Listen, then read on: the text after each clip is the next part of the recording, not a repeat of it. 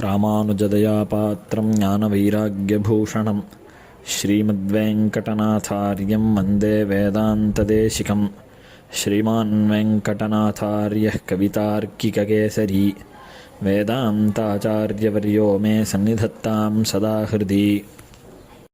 திசந்து மே தேவ சதா த்வதீயாः தயாதரங்கானுசராः கடாக்ஷாः ஸ்ரோத்ரேஷு பும்சாமృతం க்ஷரந்தீம் சரஸ்வதீம் சம்ஸ்ருதகாமதேனும் தேவாதிநாथकमलाप्रतनेशपूर्वां दीप्तान्तरां वकुलभूषणनाथमुख्यैः रामानुजः प्रभृतिभिः परिभूषिताग्रां गोप्त्रीं जगन्ति गुरुपङ्क्तिमहं प्रपद्ये. तत्प्रेयसः श्रवणयोरमृतायमानां तुल्यां तदीयमनिनूपुरसिञ्जितानां गोदे त्वमेव जननि त्वदभीष्टवार्हां वाचं प्रसन्नमधुरां मम संविधेहि. दिव्यस्थानात् त्वमिव जगतीं पादुके गाहमाना पादन्यासं प्रथममनघा भारतीयत्र चक्रे योगक्षेमं सकलजगतां त्वय्यधीनं सजानन् वाचं दिव्यां दिशतु वसुधा श्रोत्रजन्मामुनिर्मे.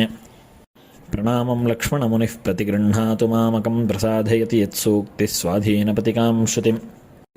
विश्वासविष्णुपदभक्तिविरक्तिशून्यं बिभ्रष्टकृत्यमपि मां विषयेषु सक्तं विद्वत्सभानुगतियोग्यमिहा दधानो वेदान्तसूरिचरणौ शरणं प्रपद्ये. घुष्यते यस्य नगरे रङ्गयात्रा दिने दिने तमहं शिरसा वन्दे राजानं कुलशेखरं. कुम्भे पुनर्वसूजातं केरळे गोळपट्टने कौस्तुभांशं धराधीशं कुलशेखरमाश्रये. पुन्पुरयुं वेल् कुलशेखरणे மாசிப்புணர்பூசத்தெழில் வஞ்சிக் களத்தில் தோன்றி அன்புடனே நம்பெருமாள் செம்பொற்கோயில் அனைத்துலகின் பெருவாழ்வு மடியார் தங்கள் இன்பமிகு பெருங்குழுவு காண மண்மேல் இருளுரிய வென்றெடுத்த இசையில் சொன்ன நன்பொருள் சேர் திருமொழி 105 பாட்டும் நன்றாக எனக்கருள் செய் நல்கினியே. மிகவும் உத்கிருஷ்டமான மார்கழி மாதத்தில் நாம் பலவிதமான சத்சங்களை இந்த ஆச்சாரிய பாதுகா அப்படிங்கிற பிளாட்ஃபார்மில் கேட்டுட்டு வரோம். அந்த வரிசையில் கொல்லிகாவலன் சொற்சுவை அப்படிங்கிற தலைப்பில் குலசேகர ஆழ்வார் அருளி செய்த பெருமாள் திருமொழி அப்படிங்கிற 105 பாசுரத்தோட அனுபவத்தை நாம் அனுபவிக்கலாம் அப்படின்னு பெரியவா நியமனம் பண்ணியிருக்கா. குலசேகர ஆழ்வார் பகவானுடைய கௌஸ்துபாம்சம், பெருமாளுடைய திருமார்பில் இருக்கக்கூடிய கௌஸ்துபம், அந்த கௌஸ்துபத்துக்கு ஈடு இணையே கிடையாது. காசினியின் மணியனைத்தும் காயாவண்ணன் கடைந்தெடுத்த கௌத்துவத்தின் சீர்மை கொவ்வா அப்படின்னு சுவாமி தேசிகன் தேசிக பிரபந்தத்தில் அமிர்தாஸ்வாதினி அப்படிங்கிற பிரபந்தத்தில் சாதிக்கிறார். லோகத்தில் எப்பேற்பட்ட ஒசந்த ரத்னங்கள் இருந்தாலும் சரி, இப்போ இந்த காலத்தில் சொல்கிறாளே இந்த ப்ளூ ஜாக்கர் அப்படின்னு இந்த டைமண்டுக்கு இதெல்லாம் சொல்கிறாளே, டைமண்ட் கட் அப்படின்னு ரொம்ப பிரசஸ்தமாக சொல்லக்கூடிய ரத்னங்களை காட்டிலும் எது மிகச்சிறந்தது அப்படின்னா காயாவண்ணன் கடைந்தெடுத்த கௌத்துவம். பகவான் ஸ்வயமாக அந்த அமிர்தமதனத்துக்கு சமுத்திரத்தை கடைஞ்சப்போ கிடைச்ச இந்த கௌஸ்துபத்தின் சீர்மை கொவ்வா. எத்தனை ப்ளூ ஜாக்கர் டைமண்ட் வரட்டும், நல்ல பாலிஷ் பண்ண ரத்தனங்கள், எத்தனை கோமேதகங்கள், எத்தனை ரத்தனம் இருக்கட்டும், அது கௌஸ்துபத்துக்கு ஈடாகுமா அப்படின்னு சுவாமி தேசிகன் சாதிக்கிறார். அப்பேற்பட்ட கௌஸ்துபம் பெருமாள் நித்தியசூரி திருவாபரணமாகவும் இருப்பாள். அந்த கௌஸ்துபத்துடைய அம்சமாக இந்த குலசேகர ஆழ்வார் அவதாரம் பண்ணுறார். பராபவ வருஷம் மாசி மாதம் சுக்ல துவாதசி வெள்ளிக்கிழமை புனர்வசு நட்சத்திரத்தில் அவதாரம் பண்ணுறார். இவருடைய திருத்தகப்பனாருடைய பெயர் திருடவ்ரதன் அப்படிங்கிற ராஜா. அவர் கேரள தேசத்துக்கு ராஜாவாக இருக்கார். அந்த ராஜவம்சத்தில் குலசேகர ஆழ்வார் அவதாரம் பண்ணுறார். பிறந்த காலத்திலிருந்தே பகவத் பக்தி மேலோங்கி இருக்குது. ஏன்னா கேரள தேசத்து ராஜாக்கள் எல்லாமே ஸ்ரீ வைஷ்ணவ ராஜாக்கள். அது குலசேகர ஆழ்வாருடைய வைபவத்திலிருந்தே தெரியறது. இவர் குலசேகரர் அப்படின்றது அந்த குலத்துக்கே இவர் சிகாமணியாக விளங்கினார், அந்த ராஜவம்சத்துக்கே. ஏன்னா அந்த ராஜவம்சமானது சேர அரசர்களுடைய வம்சம். அதில் குலசேகர ஆழ்வார் அவதாரம் பண்ணுறார். சின்ன வயசுலேருந்தே பகவத் பக்தி மிகுந்து இருக்கார் ஆழ்வார். அந்தந்த வயசில் உபநயனம், வேதாபியாசங்கள், சாஸ்திராபியாசம், ராஜாக்கு தேவையாக இருக்கக்கூடிய இந்த தனுர்வேதங்கள், குதிரை ஏற்றம், போர்க்கலைகள் இதெல்லாத்தையும் தெரிஞ்சுக்கிறார். தெரிஞ்சுண்டு பகவத் பக்தி எந்த அளவுக்கு இருக்கோ அதை விட அதிகமான பாகவத பக்தி ஏற்பட்டது அவருக்கு. இந்த பாகவத பக்தி ஏற்பட்டு, ஏன்னா பகவத் பக்தின்றது என்றைக்குமே பொதுவாக பகவத் பக்திங்கிறது பாகவத பக்தி பர்யந்தம் போய் நிற்கணும். அதுதான் அது எல்லை நிலமாக இருக்கணும். பகவான் அப்படின்னாலே பாகவத்தாலும் அதில் அந்தர்கதம். இந்த பாகவத்தால் சேர்த்து இந்த பக்தியானது இருக்கணும். அப்போது இவர் ராஜ்யத்தில் ராஜ்ய காரியங்களையும் பண்ணுவார். அதே சமயத்தில் ஸ்ரீமத் ராமாயண காலக்ஷேபங்கள் எல்லாமும் திவ்யதேச மகாத்மியங்கள், பாகவத மகாத்மியம் இதெல்லாத்தையும் காலக்ஷேபம் பண்ணுவார். நல்ல தகுந்த அதிகாரிகளை வச்சுண்டு, ஸ்ரீ வைஷ்ணவாவை வச்சுண்டு கதா பிரவச்சனம் அப்படிங்கிறது இவருடைய சபையிலேயே நடக்கக்கூடிய, நித்தியப்படி நடக்கக்கூடிய ஒரு விஷயம். அதாவது இப்போல்லாம் சீஃப் மினிஸ்டராக இருக்கிறவா, பிரைம் மினிஸ்டராக இருக்கிறவாள்லாம் இந்த மாதம் இவா ஒர்க் பண்ண மாட்டா, இவா போய் ரெஸ்ட் எடுத்துப்பா தங்களுடைய எஸ்டேட்டில், ஃபார்ம் ஹவுஸில் அப்படின்ற மாதிரி இல்லாத நித்தியமே ஸ்ரீமத் ராமாயண பிரவச்சனம் காலக்ஷேபம் அப்படிங்கிறது குலசேகர ஆழ்வாருடைய சபையில் இருந்திருக்கு. அன்றைக்கி ஒரு நாள், அன்றைக்கி அந்த ஸ்ரீமத் ராமாயணத்தை பிரவச்சனம் பண்ணக்கூடிய சுவாமிகள் என்ன கட்டம் சொல்கிறார் அப்படின்னா, ரிஷிகள்லாம் சரணாகதி பண்ணுறார் ராமன்ட்ட, அரண்ய காண்டம் விஷயத்தை சொல்கிறார் அவர். அப்போது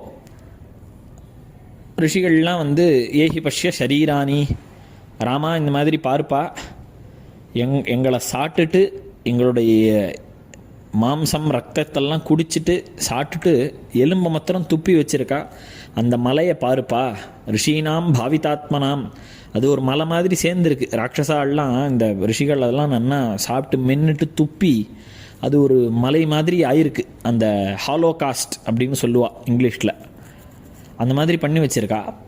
அப்போ பெருமாள் இதை பார்த்துட்டு பயந்துட்டார். என்ன இப்பேற்பட்ட ஒரு விஷயம் நடந்திருக்கு ரிஷிகளுக்கு, இவா நம்ம கேட்காமையில இதை பண்ணியிருக்கணும், ஆனால் இவாளை கேட்கும்படியாக நம்ம வச்சுட்டோமே அப்படின்னு பெருமாளுக்கு ஒரு கேதம் ஏற்பட்டது. அப்போது அந்த ரிஷிகள் இதுக்கு பெருமாள் பிரதிஜை பண்ணுறார், இங்கே இந்த ரிஷிகளுக்கு இடையூறாக இருந்த ராட்சச கூட்டத்தையே ஒழிக்காமல் நான் அயோத்திக்கு திரும்ப மாட்டேன் அப்படின்னு பெருமாள் பிரதிஜை பண்ணிவிட்டார். இவர் சாதாரணமாக சொன்னாலே பண்ணக்கூடியவர், இவர் பிரதிஜை வேறு பண்ணிட்டாரே, சத்தியம் பண்ணிட்டாரே, அதனால் என்ன பண்ணுறது அப்படின்னு சீதைக்கு ஒரே கஷ்டம் மனசில். பெருமாள் சீதை நடக்கிறச்சே பிராட்டி கேட்குறா ராமர்கிட்ட, இந்த மாதிரி பொதுவாக 3 விஷயம் லோகத்தில் ரொம்ப கஷ்டம், என்ன 3 விஷயம் அப்படின்னு கேட்டால், த்ரயாணாமேவ வியசனான் யத்ர காமஜானி பவன்யுத, த்ரீண்யேவ வியசனான்யத்ர காமஜானி பவன்த்யுத, மித்யாவாக்கியம் பரமகம் தஸ்மாத் குருதரா உபௌ, பரதாராபிகமனம் வினா வைரம் ச ருத்ரதா அப்படின்னு 3 விஷயத்தை சீத்தை சொல்கிறா. 3 விஷயம்ன்றது என்றைக்குமே கஷ்டமான விஷயம். முதல் விஷயம் பொய் சொல்கிறது. ஏன்னா பொய் சொல்லிட்டா அதை மெயின்டைன் பண்ணுறது ரொம்ப கஷ்டம். அந்த பொய்யே இவனுக்கு ரொம்ப பாதகமாக போய் முடியும். பொய்ன்றது ஒரு கஷ்டம். 2வது பரதாராபிகமனம், அடுத்தவாளுடைய மனைவியிடத்தில் ஸ்நேகம் வைக்கிறது, அது ரொம்ப கஷ்டம். அது 3வது ஒரு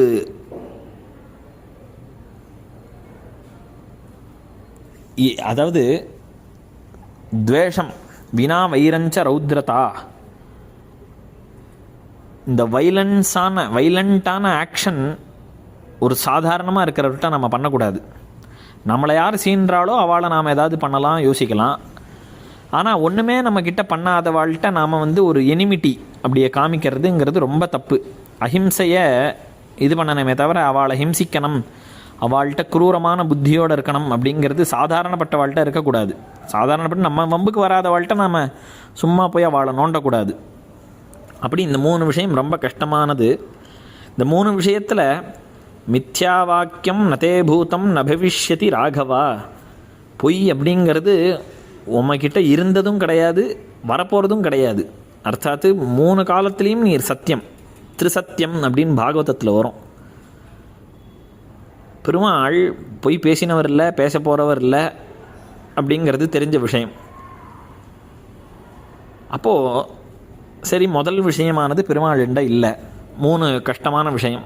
ஒன்று இல்லை, குதோ அபிலஷணம் குதோ அபிலாஷணம் ஸ்திரீனாம் பரேஷாம் தர்மநாசனம் தவனாஸ்தி மனுஷ்யேந்திர நச்சாபூத்தே கதாச்சன.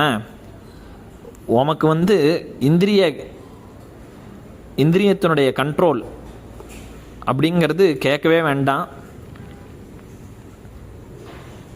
தவ வசியேந்திரியத்வஞ்ச ஜானாமி சுபதர்சனா. உங்களுடைய கண்ட்ரோலில் உங்கள் இந்திரியம் இருக்குங்கிறது எனக்கு தெரியாதா? அப்போது அந்த பரதாராபிகமனம்ன்ற ஒரு தோஷம் உங்ககிட்ட கிடையவே கிடையாது. 2 விஷயம் ஆயிடுத்து. ஆனால் திருத்தீயம் எதிதம் ரௌத்ரம் பரப்பிராணாபிஹிம்சனம் நிர்வைரம் கிரியத்தே மோகாத்து தச்சதே சமுபஸ்திதம். ஆனால் 3வது விஷயமாக இருக்கக்கூடிய வினா வைரம்ச ரௌத்ரதான்றது ஒரு காரணம் இல்லாத ஒருத்தர்கிட்ட துவேஷ புத்தி அப்படிங்கிறது உங்ககிட்ட கொஞ்சம் வந்துடுத்தோன்னு நினைக்கிறேன் அப்படின்னு சொல்கிறா. நிர்வைரம். இப்போ அந்த ராட்சசாள் நம்மக்கிட்ட ஏதாவது வம்புக்கு வந்தாளா, நாம் ஏன் அவளை சம்ஹாரம் பண்ணணும், அவளை காலி பண்ணணும்னு நீர் நினைக்கிறார். அது ரொம்ப தப்பு. நம்மக்கிட்ட ஏதாவது வந்தால் நம்ம ஏதாவது பண்ணலாம். அவள் பேரில் எதுக்கு துவேஷம் உங்களுக்கு அப்படின்னு லோகமாதா சர்வலோக ஜனனி மகாலட்சுமி தாயார், அவளுக்கு இந்த அபிப்பிராயம் இருக்க தான் இருக்கும். ஏன்னா அவள் தாயாருக்கு சர்வஜை. ஆனால் ஒரே ஒரு விஷயம் மாத்திரம் தெரியாதான், நித்தியம் அஜ்ஞாத நிகிரகாம். அவளுக்கு பனிஷ்மெண்ட்டு அப்படிங்கிறதே பண்ண தெரியாதான்.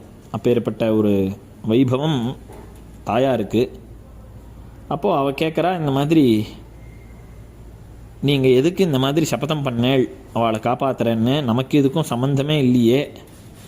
அப்போது நீங்கள் இதெல்லாம் தலையிடக்கூடாது, நம்மக்கிட்ட அந்த ராட்சசாள் ஒரு வைரமும் வச்சுக்கலையே, நாம் ஏன் அதை வச்சுக்கணும் அப்படின்னு சொல்லி கேட்குறா.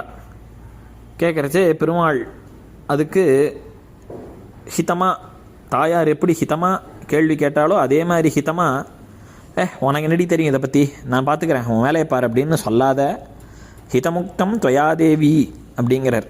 நீ சொன்னதெல்லாம் சத்தியம்தான். ஆனால் க்ஷத்ரியாளுக்கு இருக்கக்கூடிய ஒரு விஷயம், க்ஷத்ரியைஹி தாரியத்தே சாபா நார்த்த சப்தோ பவேதிதி. க்ஷத்ரியாள்லாம் எதுக்கு வில்லு வச்சுட்டு இருக்கான்னா, உலகத்தில் யாரும் ஐயோ அப்படின்னு கத்திடக்கூடாது, அதுக்காக தான் நாங்கள் வில்லை தரிச்சுன்னு இருக்கோம். அதே மாதிரி இந்த ராட்சசாள் ரிஷிகளை போட்டு இவ்வளோ ஹிம்சை பண்ணியிருக்கா. அவள் கேட்காதையே நான் இந்த காரியங்களை அவளுக்கு பண்ணி கொடுத்துருக்கணும். ஆனால் அவள் கேட்கும்படியாக வச்சுட்டேன்.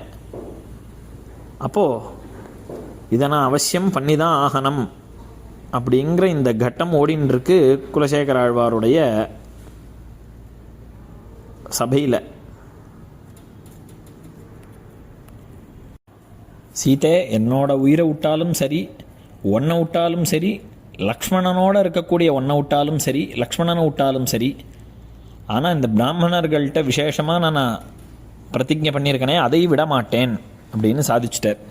அப்பியகம் ஜீவிதம் ஜஹ்யாம் துவாம் வா சீதே சலக்ஷ்மணாம் நஹி பிரதிஜாம் சம்ஸ்ருத்திய பிராமணேபியோ விசேஷதா அப்படின்னு சொன்னார். சொன்ன உடனே இந்த ராட்சசாலாம் ஒரு 14 பேர் முதல்ல வந்தா, அவளை அடித்தார். சூர்பனக்கை வந்தா, சூர்பனக்கை அவள் மூக்கோடப்பட்டுன்னு போனால். அதுக்கப்புறம் 14 ராட்சசாள் வந்தா, அவளை அடித்தார். அதுக்கப்புறம் 14,000 பேர் வந்தா. இந்த கட்டம் கதையில் நடந்துட்டுருக்கு குலசேகர ஆழ்வார் சபையில். அப்போது வால்மீகி சாய்கிறார், சதுர்தச சஹசிராணி ரக்ஷசாம் பீமகர்மணாம் ஏகஸ்ச ராமோ தர்மாத்மா கதம் யுத்தம் பவிஷ்யதி. 14,000 ராட்சசர்கள், ராமர் ஒருத்தர். இந்த கான்ட்ராஸ்ட்டை காமிக்கிறார் வால்மீகி. சதுர்தச சஹசிராணி 14,000 பேர், ஏகஸ்ச ராமஹா ஒரே ஒரு ராமர். அவள்லாம் அந்த ராட்சசாலாம் எப்பேற்பட்டவா அப்படின்னா பீம கர்மணாம் கொடூர செயலை செய்யக்கூடிய கொடும் பாவிகள். ஆனால் இவர் யார்? இந்த ஒருத்தராக இருக்காரே அவர் யாருன்னா தர்மாத்மா. அவா இப்பேற்பட்ட இவாளுக்கு இடையில் கதம் யுத்தம் பவிஷ்யதி அப்படின்றத இதை உணர்ச்சி மிக இந்த ராமாயண விஷயத்தை இந்த ஸ்ரீ வைஷ்ணவர் உபன்யாசம் பண்ணிட்டு இருக்கார் குலசேகர ஆழ்வார் சபையில். அதை கேட்ட உடனே குலசேகர ஆழ்வாருக்கு ஒரு வீரம் திரண்டெழுந்தது. அவர் உடனே ஆழ்வார், இப்படி பெருமாள் ஒருத்தராக இருக்கிறதா,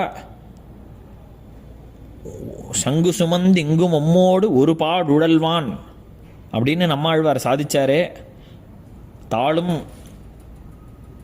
தோளும் கொண்டு பின் செல்வார் மற்றில்லை அப்படின்னு உடனே குலசேகர ஆழ்வார் ஒரு சம்பிரமத்தோடு எழுந்து, ஒரு படையை திரட்டுங்கள், இப்பேற்பட்ட பெரிய படை இப்போ கிளம்பணும், ராமர் இருக்கிற இடத்துக்கு போய் ராமருக்கு நாம் சகாயம் பண்ணணும் அப்படின்னு அந்த உத்வேகத்தில் கிளம்புறார். இவருடைய உத்வேகத்தை பார்த்து எல்லாரும் பயந்துட்டா. ஏன்னா குலசேகர ஆழ்வாருக்கு அது அந்த சமயத்தில் நடக்கிறதுன்னு ஒரு பிரேமையில் அவர் கிளம்புறார். அப்படி இருக்கிறச்சே இந்த மந்திரிகள்லாம் உடனே என்ன சொன்னால், அந்த ஸ்ரீ வைஷ்ணவரை கூட்டு, இவர் ரொம்ப உத்வேகத்தில் இருக்கார், உடனே இந்த விஷயத்தை வேறு ஏதாவது மாற்றி சொல்லுங்கன்னு சொன்ன உடனே அந்த ஸ்ரீ வைஷ்ணவர் உபன்யாசம் பண்ணக்கூடிய சுவாமிகள், தம் திருஷ்டுவா சத்ருஹந்தாரம் மகர்ஷீனாம் சுகாவகம் பபூவ ஹிருஷ்டா வைதேகி பர்த்தாரம் பரிஷஸ்வஜே அப்படின்னு இந்த 14,000 பேரை சம்ஹாரம் பண்ணி மகர்ஷிகளுக்கு சௌக்கியத்தை கொடுத்த ஸ்ரீராமனை சீதா பிராட்டி போய் ஆரத்தழுவினாள் அப்படிங்கிற ஸ்லோகத்தை சொல்லி சம்ஹாரம் ஆயிடுத்து, 14,000 பேர் ஒழிஞ்சா அப்படிங்கிற விஷயத்தை சொன்ன உடனே குலசேகர ஆழ்வார் அதை கேட்டு சந்தோஷப்பட்டார். அந்த படையை திரட்டுகின்ற பாவத்திலேருந்து இறங்கி பெருமாள் சீதையோடு சேர்ந்துட்டார், பெருமாளுக்கு ஒரு ஹானியும் இல்லை அப்படிங்கிற எண்ணத்துக்கு வந்தார். அப்படிங்கிறது இவருடைய ராமபக்தியில் இவர் எவ்வளோ ஆழங்கால் பட்டவர் அப்படிங்கிறது தெரிகிறது. இவர் இந்த பகவத் பக்தியில் இருந்துட்டு 2 பிரபந்தத்தை அருளி செய்திருக்கார். 2 பிரபந்தம் அப்படிங்கிறது ஒன்று தமிழ்லையும் இன்னொன்று சம்ஸ்கிருதத்திலையும். பெருமாள் திருமொழி அப்படின்னு 105 பாசுரத்தை அனுகிரகிச்சிருக்கார். இது முதலாயிரத்தில் பெரியாழ்வார் திருமொழி, நாச்சியார் திருப்பாவ நாச்சியார் திருமொழிக்கு அப்புறம் இருக்கக்கூடிய பிரபந்தம். 105 பாசுரங்கள். சம்ஸ்கிருதத்தில் முகுந்தமாலை அப்படிங்கிற ஸ்தோத்திரத்தை முதல் ஸ்தோத்திரம், சம்பிரதாயத்திலேயே முதல் ஸ்தோத்திர கிரந்தம் குலசேகர ஆழ்வார்து. அப்படி 2ஐயும் அனுகிரகித்து காலத்துக்கு அப்புறம் தன்னுடைய மகனுக்கு பட்டாபிஷேகம் பண்ணி வச்சுட்டு பாகவதாலோட ஸ்ரீரங்க க்ஷேத்திரத்துக்கு வந்து வாசம் பண்ணார் அப்படிங்கிறது சரித்திரம்.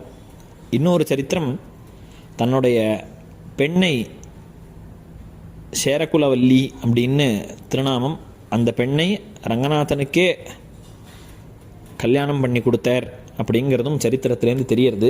இவருக்கும் ராமருக்கும் பல விதத்தில் ஒத்துமை. இந்த பெருமாள் திருமொழியில் ராமானுபவம் கிருஷ்ணானுபவம் இருந்தாலும் ராமானுபவம் அதையும் மிஞ்சி இருக்குது. அதுக்கு என்ன காரணம் அப்படின்னா, இவருக்கும் ராமனுக்கும் நிறைய சாமியங்கள் ஒத்துமைகள் உண்டு. என்ன அப்படின்னு கேட்டாக்க, பெருமாள் ராமபிரான் க்ஷத்ரிய வம்சத்தில் அவதாரம் பண்ணார். சூரிய வம்சம் அப்படின்னு சொல்லக்கூடிய க்ஷத்ரிய வம்சம், அதில் அவதாரம் பண்ணார். குலசேகர ஆழ்வாரும் க்ஷத்ரிய வம்சம். ராமர் அவதாரம் புனர்வசு நட்சத்திரம், குலசேகர ஆழ்வாரும் புனர்வசு நட்சத்திரம். ராமனுக்கு ஆராத்திய மூர்த்தி, ராமன் வம்சத்தவர்கள்லாம் ஆராதனம் பண்ண பெருமாள் ரங்கநாதன். அதே ரங்கநாதன் இவருக்கும் குலதனம். ஏன்னா இவர் தன்னூரில் இருந்துட்டே குஷ்யத்தே எஸ்ய நகரே ரங்கயாத்ரா தினே தினே தமகம் சிரசா வந்தேன்னு இவருடைய தனியன்லேயே வரும். தன்னுடைய ஊரில் இருந்துட்டே குஷ்யத்தே எஸ்ய நகரே ரங்கயாத்ரா தினே தினே, இன்றைக்கி ரங்கயாத்திரை போனோம், இன்றைக்கி ரங்கயாத்திரை போனோம் அப்படின்னு உத்கோஷிச்சுண்டு சந்தோஷப்பட்டுண்டு இருந்தவர். அப்படிங்கிறதுலேருந்து இதுலேருந்து என்ன தெரியறதுன்னா, ரங்கநாதன் பேரில் ரொம்ப மையல் கொண்டவர் இவர் அப்படிங்கிறது தெரியறது. இன்னொரு சாமியம், இவா ரெண்டு பேரும் ஒரே குலத்தை சேர்ந்தவர்கள் அப்படிங்கிறத குலசேகர ஆழ்வாரே சூச்சிப்பிக்கிறார். அது துவனிக்கிறது அதில். எங்கன்னு கேட்டால், எங்கள் குலத்தின்னமுதே ராகவனே அப்படின்னு சொன்னதுனால நாங்கள்லாம் ஒரே குலம், எங்கள் குலத்துக்கு இன்னமுது அப்படின்ற ஒரு அர்த்தமும் இருக்குது. இன்னொரு அர்த்தம், எங்கள் குலத்தின்னமுதேன்னா மனுஷ குலத்துக்கே இன்னமுதமாக இருக்கக்கூடியவர். பிராணிகள் அப்படிங்கிற ஒரு குலம், அந்த குலத்துக்கு பகவான் தான் இன்னமுதம், அப்படி அர்த்தம். ஆனால் குலசேகர ஆழ்வார் இதை சொன்னதில்ல. எங்கள் குலத்தின்னமுதேன்னா எங்கள் க்ஷத்திரிய குலத்துக்கு இன்னமுதம் யார், ராமன் தானே அப்படிங்கிற துவனி அதில் இருக்குது அப்படிங்கிறது தெரியறது. அதே மாதிரி பெருமாள் ராமபிரான் வளநகரத்தை மனமகிழ்ச்சியுடன் துறந்தான். அந்த மகிமை பெருமாளுக்கு உண்டு. அந்த மாதிரி அதே பெருமை இவருக்கும் உண்டு. திருணீகிருத விரிஞ்சாதி நிரங்குஷ விபூதயா அப்படின்னு வானாளும் செல்வமும் மன்னரசும் யான் வேண்டேன் அப்படின்னு சொன்னவர் நம்ம குலசேகர ஆழ்வார். இவருக்கும் ராமருக்கும் மாத்திரம் சாமியம் இல்லை, இவருக்கும் பரதாழ்வானுக்குமே சாமியம் உண்டு. எப்படி அப்படின்னு கேட்டால், பரதன் எப்படி ராம ராஜ்யத்தை விட பாதுகா ராஜ்யத்தை விரும்பினானோ, அதே போல் குலசேகர ஆழ்வார் அரசமர்ந்தான் அடிசூடும் அரசையல்லால் அரசாக என்னேன் மற்றரசு தானேன்னு அரசமர்ந்தான் அடிசூடும் அரசுன்னா ராமன் அடியை சூடும் அரசுக்கு ஆட்பட்டவர் பரதன். அந்த பரதனுடைய ராஜ்யத்தை ஆசைப்பட்டவர். அதனால் இவரும் பரதாழ்வானுக்கும் இவருக்கும் சாமியம் பாதுகா ராஜ்யத்தில் அப்படிங்கிற கருத்தினால தெரியறது. ராமானுஜ பதச்சாயையான சத்ருக்னாழ்வாரை போலும் இவருக்கு சாமியம் உண்டு. ராமானுஜ பதச்சாயைன்னா ராமருடைய அனுஜர் பரதனுடைய பதச்சாயை அப்படின்னா பரதனை பின்தொடர்ந்தவர் சத்ருக்னாழ்வார்ன்ற அர்த்தம். எப்படி அவர் சத்ருக்னாழ்வார் தனக்கு உள்வெளியிருந்த சத்ருக்களை ஜெயித்தாரோ, அதே மாதிரி குலசேகர ஆழ்வாரும் உள்நிலாவிய ஐவர்னு நம்மாழ்வார் சாதிக்கிறாரே, அந்த ஐவர்களை ஜெயிச்சு மெய்யடியார்கள் தம் எல்லையில் அடிமை திறத்தினில் என்றுமேவும் மனத்தனாம் அப்படின்னு பாகவத பரியந்தம் தன்னுடைய சேஷவிருத்தியை காண்பிச்சார். அப்படிங்கிறத சொல்கிறதுனால இவர் சத்ருக்னாழ்வாருக்கும் இவருக்கும் சாமியம் அப்படிங்கிறது தெரியறது. அதே மாதிரி பெரியாழ்வாருக்கும் இவருக்கும் ஒரு சாமியம் உண்டு. பெரியாழ்வார் ரங்கநாதஸ்ய சாக்ஷாத் ஸ்வசுரம் அப்படின்னு சொல்கிறோம். ஏன்னா நாச்சியார் ரங்கநாதனுக்கு கொடுத்து ரங்கநாதனுக்கு ஸ்வசுரஹா அப்படின்ற ஸ்தானத்தை அடைஞ்சார், மாமனார்ன்ற ஸ்தானம். இவரும் சேரகுலவல்லி அப்படிங்கிற நாச்சியாரை ரங்கநாதனுக்கு கல்யாணத்துக்கு கொடுத்து இவரும் ரங்கநாதஸ்ய சாக்ஷாத் ஸ்வசுரஹா அப்படிங்கிற ஸ்தானத்தை அடைஞ்சார். அப்படிங்கிறதுனால இவருக்கும் பெரியாழ்வாருக்கும் சாமியம். அந்த சாமியம் மாத்திரமில்லை, மேலே கீழே சொன்ன கதையில் சதுர்தச சஹசிராணி ரக்ஷசாம் பீமகர்மணாம் ஏகச்ச ராமோ தர்மாத்மா கதம் யுத்தம் பவிஷ்யதி அப்படிங்கிறச்சே இவருக்கு ஒரு துவரை இருந்ததோ இல்லையோ, ஐயோ பெருமாளுக்கு என்ன போகிறதோ, அவரை போய் காப்பாற்றணுமே, நம்ம சேனையை அழிச்சுட்டு போனோம், பெருமாள் தனியாக இருக்காரு அப்படின்னு இவர் வயிறு பிடிச்சாரோ இல்லையோ. வயிறு பிடிச்சு பெருமாளுக்கு நல்லது ஏற்படணும், மங்களங்கள் ஏற்படணும்னு இவர் நினச்சதுனால பெரியாழ்வாரும் பெருமாள் எழுந்தருளச்சே கண்ணெச்சல் படப்போகிறதேன்னு மங்களாசாசனம் பண்ணி பல்லாண்டு சாதிச்சாரோ, அதே மாதிரி இந்த ஆழ்வாருக்கும் மங்களாசாசனத்தில் நோக்கு இருக்குது அப்படிங்கிறது தெரியறதுனால இவரும் பெரியாழ்வாருக்கு சமமானவர் இந்த விஷயத்தில்ங்கிறது தெரியறது. இப்போ ஏற்பட்ட வைபவமுடைய குலசேகர ஆழ்வார், குலசேகர பெருமாள் அப்படின்னு அவருக்கு திருநாமம். அவர் பாடிய பிரபந்தமானத்தினால இதுக்கு பெருமாள் திருமொழி அப்படிங்கிற திருநாமம் ஏற்பட்டிருக்கு. இந்த பிரபந்தத்தில் விபவாவதாரத்தில் இருக்கக்கூடிய பெருமாள் கிருஷ்ணன் ராமன் இவா 2 பேரையும், அர்ச்சாவதாரத்தில் முதல்ல திருவரங்கத்து பெருமாள் ரங்கநாதன், அப்புறம் திருவேங்கடமுடையான், அப்புறம் திருச்சித்திரக்கூடத்து பெருமான் கோவிந்தராஜன், அப்புறம் திருவித்துவக்கூடுன்னு இருக்கக்கூடிய கேரள தேசத்து பெருமாள், இவாளெல்லாம் மங்களாசாசனம் பண்ணியிருக்கார். ஆக திருவரங்கத்து ரங்கநாதனை பற்றி 3 தசகம், திருவேங்கட தெம்பெருமான் மலையப்பனை பற்றி 1 தசகம், வித்துவக்கோட்டு பெருமாள் பற்றி 1 தசகம், தில்லை திருச்சித்திரக்கூடத்து கோவிந்தராஜனை பற்றி 1 தசகம், அதுக்கப்புறம் ராமாவதாரத்தை பற்றி தாலேலோ அப்படின்னு தூங்க பண்ணுறதுக்கு ஏற்பட்ட பாசுரம், அப்புறம் தசரதன் புலம்பல் அப்படின்னு சொல்லி ராமரை காட்டுக்கு அனுப்பிச்சிட்டு தசரதன் என்ன நிலைமையில் இருந்தான்றதை பற்றி 1 தசகம், அதுக்கப்புறம் சங்கேப ராமாயணம்னு சொல்லக்கூடிய ராமாவதார சரித்திரத்தை மொத்தமாக சொல்லக்கூடிய 1 தசகம் பாடியிருக்கார். கிருஷ்ணாவதாரத்தை பற்றி ஆட்சியர்கள் கூடுவது பிரிவது